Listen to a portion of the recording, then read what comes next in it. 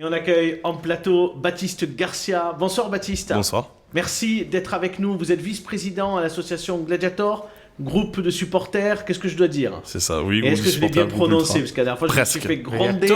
Gladiators, il faut dire. Voilà. D'accord, ok. Allez, je vais m'en souvenir. Parce que Boris Boutet m'a grondé la dernière fois. Il Je a vais bien donner fait. d'ailleurs la parole à Boris. Il va vous poser quelques questions sur le rassemblement, parce que c'est la raison pour oui. laquelle vous êtes sur notre plateau ce soir. Le rassemblement des supporters samedi à 16h sur le parvis de la Maison Carrée. Oui, la première question, c'est simplement qu'est-ce que vous attendez concrètement de cette mobilisation? Est-ce qu'il y a des avancées espérées suite à cette mobilisation? Oui, déjà, je pense que la première des choses qu'on espère, c'est que toutes les personnes qui soient mécontentes de près ou de loin, qui soient très mécontentes ou un peu mécontentes de tel point ou tel point, soient présentes, pour justement montrer que le Nîmes Olympique rassemble toujours. Le but, c'est aussi de passer un moment fort d'émotion, parce qu'aujourd'hui, on se rend compte que le Nîmes Olympique ne fait pas vibrer grand monde, notamment dans le stade des Costières. Et puis que, de par le nombre, j'espère, de par l'émulation que ça peut créer, incite le président Rani Assaf à changer sur certains points, notamment une politique sportive et supporteriale. C'est une manière de réveiller le public nîmois qu'on s'est endormi depuis plusieurs mois finalement. Oui, c'est ça. Je pense qu'aujourd'hui, un stade comme le stade des Costières, où on est à moins de 1000 personnes sur certains matchs, ou même de faire 2500 personnes sur un match de Ligue 2 en descendant de Ligue 2, en ayant passé 3 ans en Ligue 1, pardon. Juste avant, c'est pas normal. Je crois qu'on est quelque chose comme la 15e ou 16e affluence de D2, c'est totalement illogique. Et on voit que la gronde s'établit sur tout le public. Donc c'est de re-rassembler les Nîmois. Normalement, la gronde, elle s'est toujours fait au stade. Les gens qui n'étaient pas contents, notamment de l'équipe, d'un entraîneur, d'une direction, que ce soit à Nîmes ou ailleurs, les gens sont toujours montré leur mécontentement là où ils devaient être, les supporters, là où ils devraient être, au stade. Aujourd'hui, on voit qu'au stade, ça ne fonctionne plus pour plein de raisons, des raisons qui imputent beaucoup à la direction de Nîmes Olympique. Donc, il faut réussir à re-rassembler ce monde.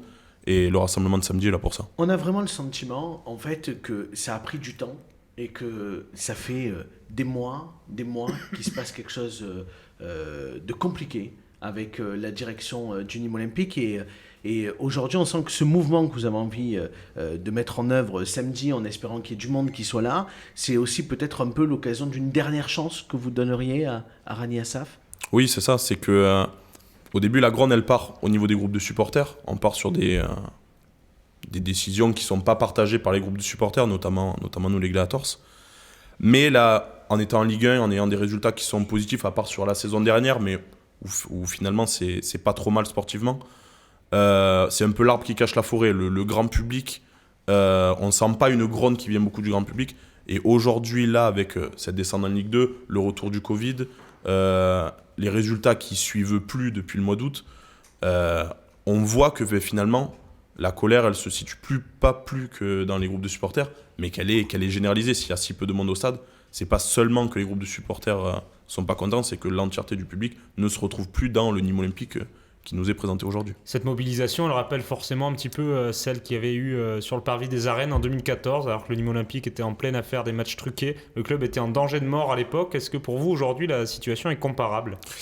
Elle est comparable sur le danger de mort, en tout cas sur le Nîmes Olympique tel qu'on le connaît, tel qu'on l'a tous aimé, et ce pourquoi on est tombé amoureux du club. Sur 2014, on est sur autre chose, c'est quand même des matchs présumés truqués.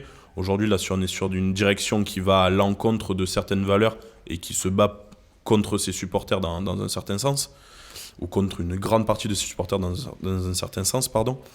Mais oui, si demain, rien n'est fait, rien ne change au niveau d'une politique supporteriale, d'une politique sportive, où les gens, s'ils ne viennent plus au stade, c'est qu'ils ne se retrouvent pas non plus dans l'équipe qui joue tous les week-ends, on va vers De la une politique mort du Nîmes. tarifaire aussi. Oui, mais c'est ça, c'est surtout, si demain, les papis et les mamies, on va dire, ne peuvent plus venir, ceux qui ont transmis aux nouvelles générations leur amour du Nîmes Olympique, et ce que pour eux, le Nîmes Olympique, c'est que les jeunes ne puissent plus venir au stade.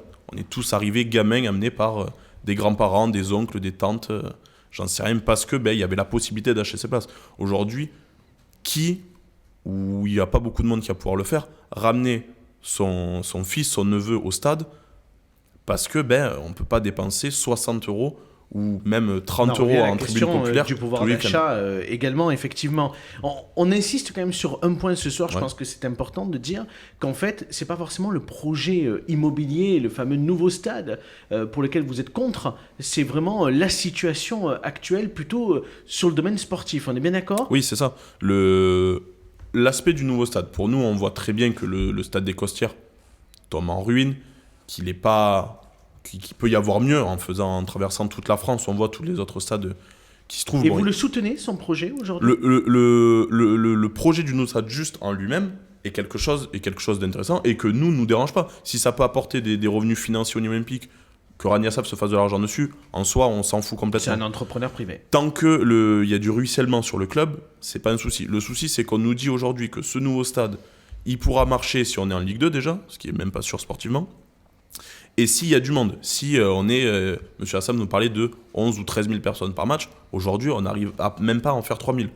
Donc si le public déserte totalement le stade, c'est pas en construisant un nouveau stade que le public reviendra tout seul parce que y a un nouvel outil.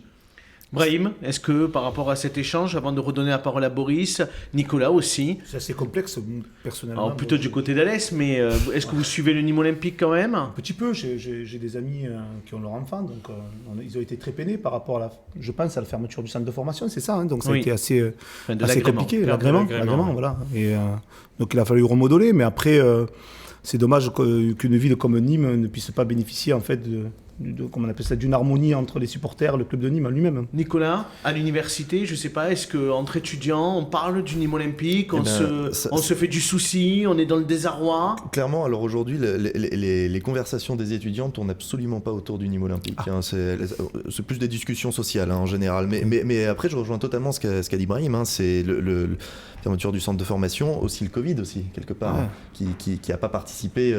Moi, à la base, je suis pas un supporter du Nîmes Olympique, je réside pas à Nîmes, mais la seule fois où je devais venir voir un match, le Covid est tombé, et voilà, donc c'était terminé. ça Mais, va plus mais se les faire. gens qui de base devaient m'amener, c'est vrai qu'ils ne vont plus au match. C'est vrai. On dit un dernier mot sur la manifestation de samedi, parce que c'est une info qu'on a sortie hier sur Objectif Gare, parce qu'on a un peu le sentiment aussi que ce rassemblement, il y a des politiques qui ont envie aussi d'y prendre part. À ce rassemblement, c'est ça, Boris, hein?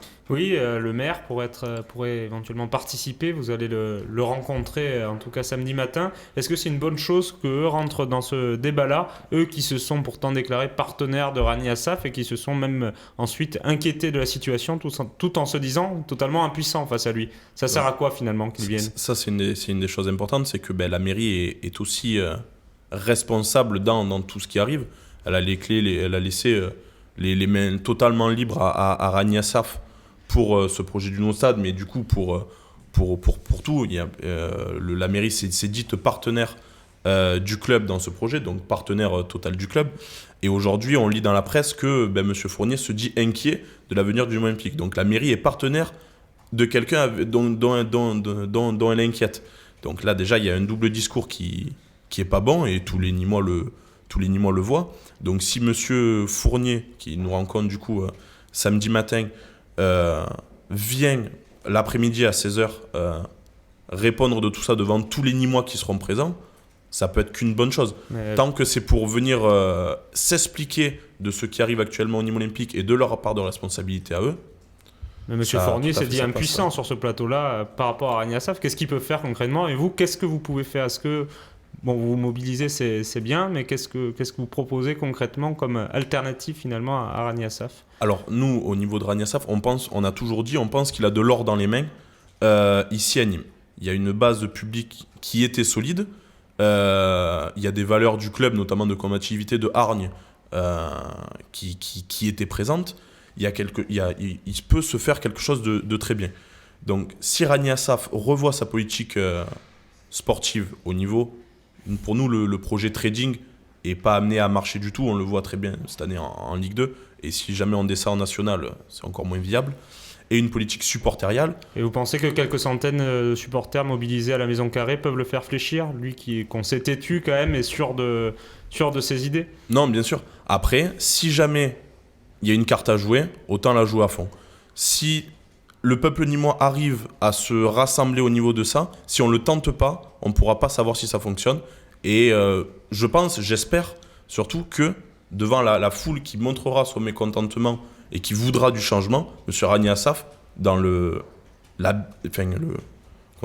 logique de son futur projet de nouveau stade qui doit marcher avec le public, si elle n'a pas l'adhésion du public, ça ne fonctionnera jamais, malgré tout ce qui peut se faire à côté. S'il n'y a pas d'adhésion du public pour remplir un nouveau stade, on l'a vu dans les nouveaux stades qui se construisent à Nice, à Bordeaux ou autre, ça ne fonctionne pas. C'est là, en voyant l'émulation, on va dire, publique, que Rani Assaf doit prendre conscience de la chose. Merci Baptiste d'être Merci à venu, vous. de votre confiance, d'être sur le plateau de Bonsoir le Gard. Puis on vous souhaite bon courage pour samedi à 16h. Objectif Gard sera bien évidemment là pour rendre compte de cette manifestation.